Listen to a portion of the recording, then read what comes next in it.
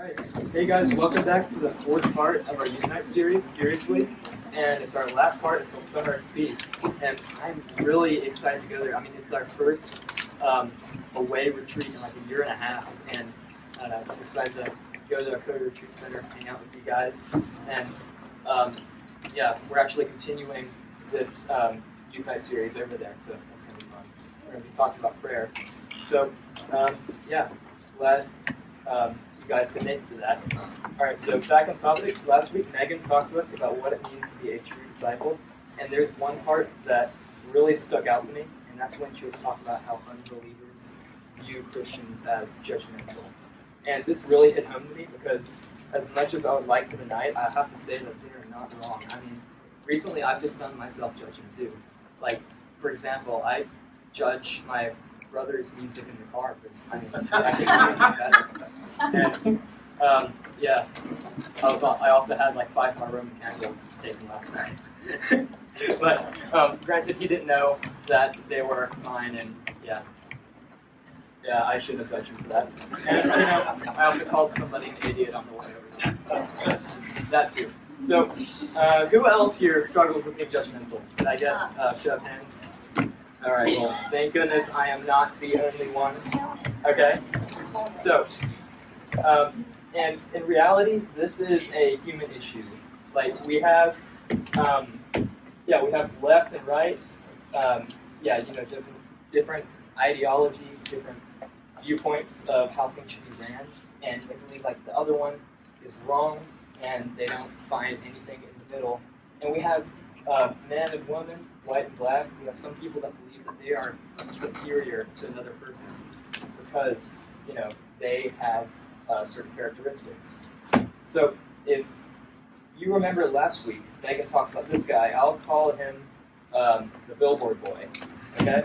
So in his responses from this billboard, one of the most common things was that Christians are judgmental. And you got to wonder where all this judging comes from. I mean, yeah, because I see, in addition to all this, I also see Christians and the world having conflict because, you know, Christians, we tend to judge everything. I mean, we judge other people that don't believe the same thing as us. Like, we're judgmental about Instagram posts, lifestyle choices, sin, how people worship, you know, what they teach, like their other churches' doctrine, and ultimately we're also intertwined with all of this stuff too. Like, I'm not saying anybody in the room is a racist or sexist, but I'm saying that there are Christians who also struggle with this stuff, and yeah, so we do not like being judged by others. So why do we judge people when we don't like it done to ourselves? So, I don't know, people just judge about the dumbest things like clothes, music, social media posts. It really just makes us mad that they think that they are better than we are. And I don't know, I think that is a real problem, and that's why we're talking about it tonight. So thankfully, Jesus, he taught about this, and we should take him seriously on that. So I'd encourage you guys to pull out your Bibles to Matthew 7. I'm going to be reading Matthew 7, 1 through 5. And I'll also have it on the board if you don't have it. Right? Alright, so Jesus says, "Do not judge others, and you will not be judged. For you will be treated as you treat others. The standard you use in judging is the standard by which you will be judged.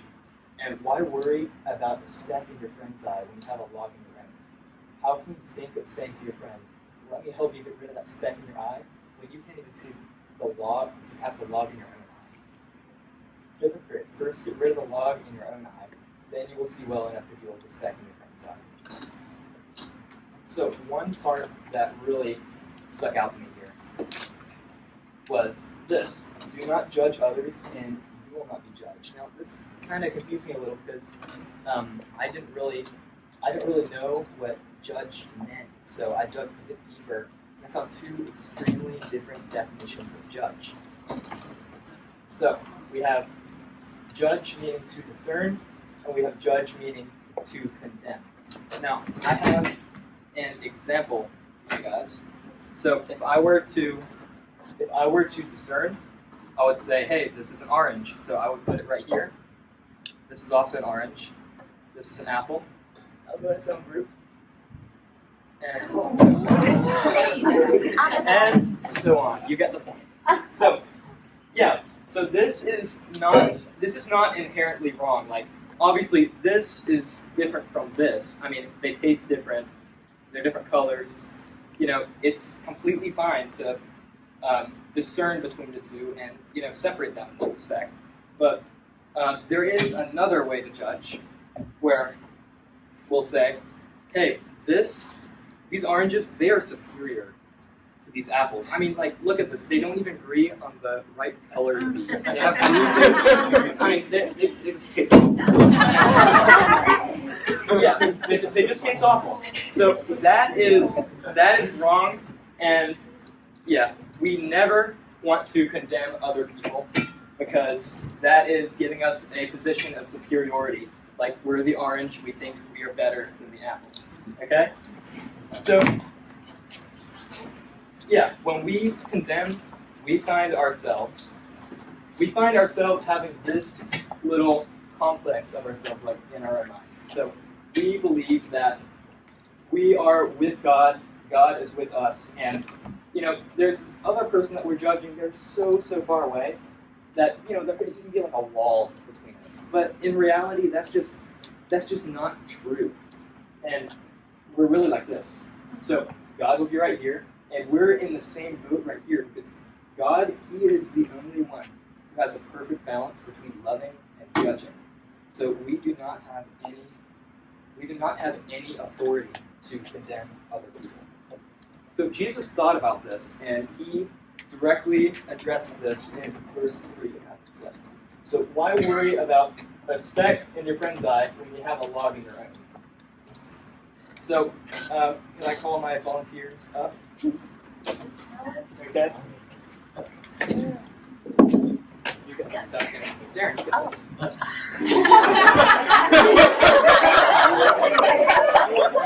To come right here. Okay. You come right here. Josh is really strong. Hold it to your eye. Right. Yeah, hold it to your eye. Okay. So I see a few different meanings here. Like, I mean, first of all, look at how ridiculous this is. Okay? Like, we have this giant log, and like you can like point to him. Okay? Like you're condemning him for having that small speck when you have that when you have that big log. So I see a few different meanings here. So I see the slack that we give ourselves, because you see, we give ourselves, this much slack with this huge giant log, and we have like this little bit of mercy for another person. Okay? And I don't know, I also see that this could be how much greater our own sin is compared to the other sin. And I don't know, I also see how we cannot see past our own log, because, if you hold it up to your eye, you can't see that, you can't condemn people for that. I mean, it looks like you have a telescope. Yeah, okay, you guys can go.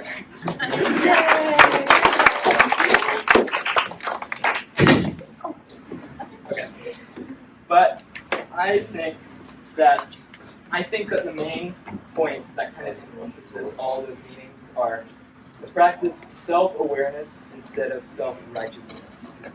So, self-awareness is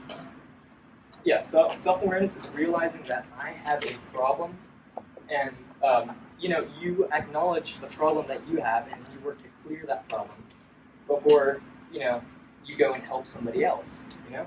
And self-righteousness is saying, they have the problem, they are the problem. So practice self-awareness instead of self-righteousness. So I have an example from the Bible that actually perfectly encompasses this. Now, this is talking about the Sanhedrin. So if you don't know what the Sanhedrin is it's pretty much like the lawmaking body of Israel by the time, like in Jesus' time. And they didn't really like Jesus that much, because he went completely against what they thought. So I'll read this. Oh, by the way, this is from a book that some of us have been reading by Skye Jatani. You might remember what if Jesus is serious about prayer, the people on the mission trip, they have that. So they could have been arrested. They could have arrested Jesus while he taught openly at the temple. Instead, they snatched him in the middle of the night outside the city to avoid public outcry. Then they held a trial under the cover of darkness so no one could come to Jesus' defense. Finally, the Sanhedrin arranged for false witnesses to testify against Jesus and to fabricate a reason to execute him. Now, wait a minute, this is completely backwards. They're the lawmaking body of Israel, and they could not see past their own law. They could not see past their own law to see their own hypocrisy. They're the lawmaking body, and they're doing criminal acts. They're doing really easy stuff to execute Jesus. And they're also holy people, and they're doing unholy actions. But in this same story, there is a man who practiced self-awareness instead of self-righteousness, and that man is Jesus. He met many people. He met many people who treated him poorly, but he did not write them off. He did not say that, since I met one single person that treated me wrong, all of them are bad. He did not do that. He even met with Nicodemus, who was this big Pharisee, who was probably close buds with some of the Sanhedrin people. And, he knew what they were doing to him, in that story. He knew that it was unjust, he knew that it was unfair, and he knew that it was going to lead to his death. But Jesus used discernment along with love. He used discernment along with love instead of condemning those in front of him. And this is the gospel. Because of Jesus, I mean, first of all, if anybody had the authority to condemn, it was Jesus. However, he did not. He is this perfect being. So he has all authority to condemn because, he does not have his own log in his eye. So, he did not choose to do that. He chose to be an example for us. And he chose to show mercy instead of, despite our sin. And he took the penalty for our pardon and forgiveness. And he also showed us grace and mercy, which, I don't know, I think that is awesome. That is awesome that we have a figure that's just a perfect example of what a human should be. So, I really think that we need to take this seriously. So, if Jesus was serious, we should not condemn others with contempt, but rather discern with love. Imagine if we got this right. If we did not condemn, say you're an orange. If you did not condemn, if we stopped looking down on others, imagine how other people would describe Christians. Maybe loving, caring, definitely friendly. So I want you to ask yourself, when you make a judgment, are you condemning or are you discerning? Alright, so we're about to go into small groups. I'll pray over you guys, okay? And we'll dismiss after that. Okay? Alright, dear God, I just want to pray that everybody here takes you seriously, and that they show discernment rather than condemnation, that they, they see areas in their life where they can use this message to make themselves better. Amen.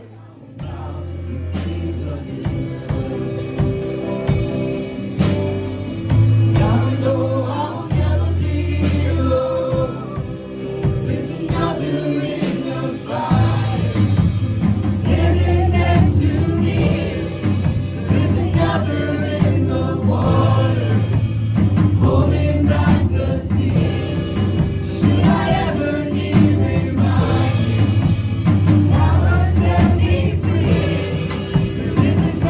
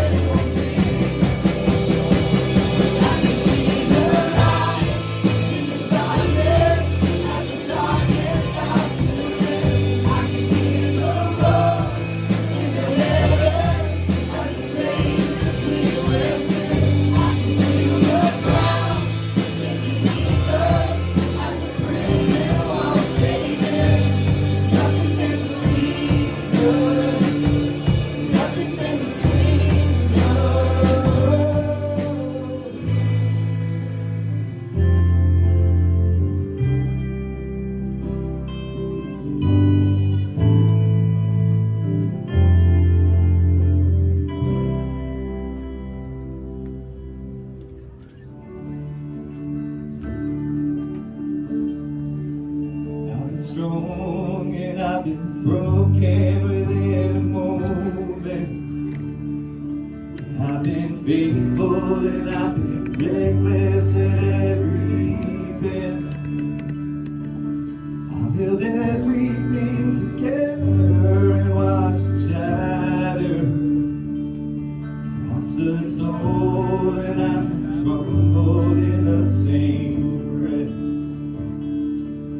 I have wrestled and I have trembled towards surrender. Chased my heart adrift and drifted home again. But the blessings surround me, I'm desperate to find redemption. Every time I turn around, the Lord is still there. I was found before I was lost. I was yours before I was not. Grace to spare for all my mistakes. That part just rests me. And I know I don't deserve this kind of love. Somehow, this kind of love is who you are. It's a grace I can never add up to be somebody you still want. Somehow, love me as you find me.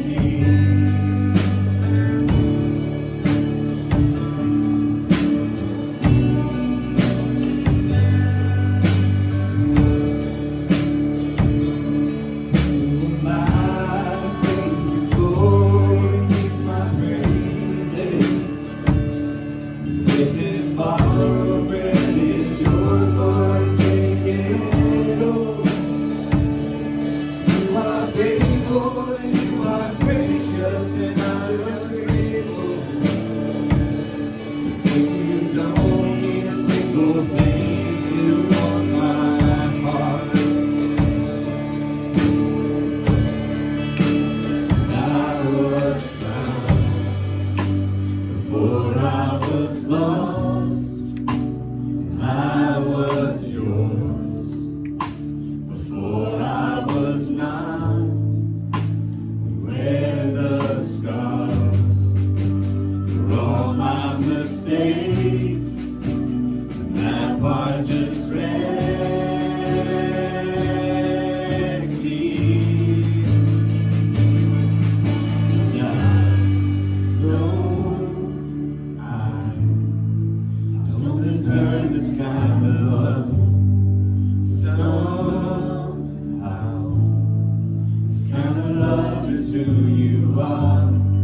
It's a grace I could never add up to be somebody you still want. Somehow, love me as you find me. Love me as you find me.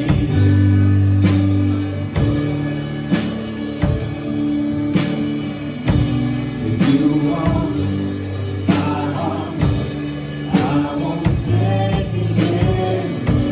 'Cause I need your love more than anything.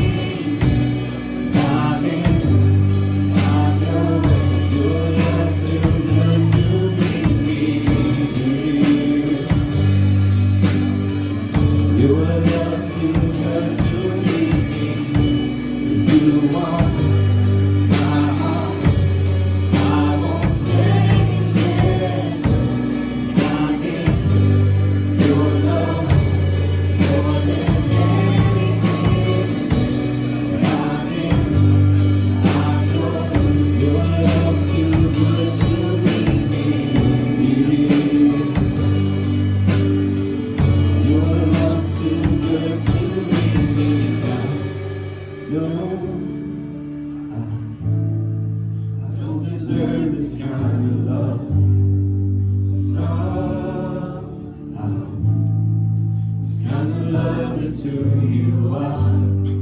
It's a grace I could never add up to be somebody you still want. Somehow, you love me as you find